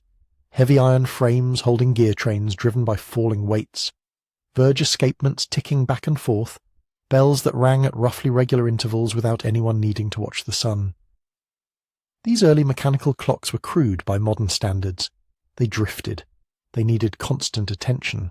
Their gearing was massive, more blacksmith's work than jewellers. But they shared a family resemblance with the bronze complexity on the Antikythera wreck. Teeth meshing. Ratios chosen to turn one motion into many. A continuous flow of time or force, chopped into equal steps. It is tempting to draw a straight line. Hellenistic astronomers' mechanisms survive somewhere, inspire medieval clockmakers, blossom into Renaissance wonders. So far the evidence does not support that neat story. The Antikythera device and its lost cousins seem to have belonged to a particular Mediterranean intellectual and craft tradition that faded out. Medieval clockwork in Europe and the ingenious automata and water clocks of the Islamic world likely drew more directly on a different set of sources: large-scale engineering, hydraulic devices, descriptions of earlier machines in text by Hero, Philo, and others. In some cases, we can see these textual ghosts at work. Writers in late antiquity and the early Middle Ages mention devices that sound suspiciously like geared planetaria or celestial spheres. A machine in Alexandria that showed the motions of the sun and moon. An elaborate clock in Constantinople, with figures that moved when the hours changed. The detailed descriptions of ingenious machines in Arabic treatises, fountains that changed display on a schedule, mechanisms that rang bells or opened doors. Most of these have not survived as physical objects. We have recipes, hints, glimpses. From those glimpses, historians infer several likely pathways. Textual transmission, where a description of an ancient device half understood sparks a new design centuries later. Instrumental inspiration, where simpler tools, armillary spheres, astrolabes, water clocks, suggest that more is possible when combined. Cross-cultural contact, where artisans and scholars, moving between Byzantium, the Islamic world, and Latin Europe carry fragments of method, not always tied to specific texts, and always parallel reinvention. If you give skilled craftsmen gears and the problem of turning one smooth motion into several related ones, it is not shocking that they eventually rediscover arrangements that resemble earlier, forgotten machines. We should imagine less a single straight line and more a braided river. Channels splitting, drying, rejoining, fed by different rains. The motivations along those channels also shifted. For the makers of the Antikythera mechanism, the device seems to have been an astronomical and calendrical tool, maybe linked to astrology, maybe to festival planning, maybe to pure intellectual satisfaction. It captured lunar cycles, eclipse predictions, the wandering paths of planets. It made the theory visible. For medieval clockmakers, the primary problem was not predicting eclipses. It was organizing human life in dense communities, calling monks to prayer, merchants to market, workers to and from the fields. Timekeeping became a civic and religious infrastructure. Prestige still mattered. A town that could boast a grand clock on its church tower displayed wealth and order. A prince who owned an intricate astronomical clock showed both piety and sophistication. In the Islamic world, water clocks and automata linked courtly spectacle with scientific curiosity. A ruler might commission an elaborate device to impress visitors and underline his reputation as a patron of knowledge. Renaissance artisans carried that mix of accuracy and display even further. Astronomical clocks in cities like Prague or Strasbourg show not only hours and minutes, but the positions of the sun and moon, zodiac signs, sometimes even mechanical saints or apostles gliding past tiny doors. These later machines are not direct descendants of the Antikythera device, as far as we can prove, but they rhyme with it. All are attempts to harness the regularities of the sky, to embody them in wheels and dials and pointers. All sit at an intersection of science, art, religion, and politics. This brings us back to the way we talk about the Antikythera mechanism today. It is often called the first computer. That phrase is useful, but only if we're careful with it. The mechanism does not compute in the way your phone does. It has no memory you can program in different ways. It does not accept arbitrary input and run general algorithms. What it does is closer to what engineers call an analog computer, a machine built so that the physical relationships between its parts mirror some set of relationships in the world. Turn the crank by 1 day, and the gears turn by just those amounts that correspond to the motions of the sun, moon, and planets. The answer is not written in numbers inside, it is drawn on the dials outside. Seen this way, the Antikythera device is part of a long human habit, using the material world to think with. An abacus, a slide rule, a tide table, an astrolabe, a mechanical clock, a planetarium, they are all externalized thought. Tools for extending the mind's reach by putting structure in wood, metal, or ink. What makes the Antikythera mechanism startling is not that it is the very first such tool. It is that it shows how far one ancient culture had already gone down that road, in a domain, planetary kinematics, that many people today assume belonged only to the modern age. It hints at an entire class of lost artifacts. If one such device, tossed on a ship, melted down in concept by later centuries, could sleep for 2,000 years and then rise again as green fragments, how many others have left no trace at all? How many workshops perfected skills that burned up in some city fire or were hammered flat into coins during a famine? The mechanism is a surviving data point from a much larger, mostly invisible cloud. It tells us that absence in the record does not guarantee absence in reality. That what we have, even now, are the lucky scraps, what the sea happened to protect, what was too ordinary to recycle, what scribes happened to copy one more time, and it suggests something about the rhythm of knowledge itself. Technologies do not always climb a smooth, continuous staircase from primitive to advanced. Sometimes they surge forward, cluster around a few cities, a few patrons, a few names we remember, and then recede. What returns later may be similar in function, but different in spirit.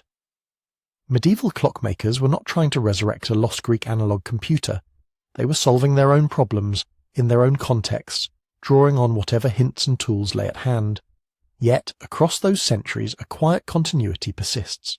Above all the libraries and workshops, above the towers and the ships, the same moon circles, the same eclipses pass.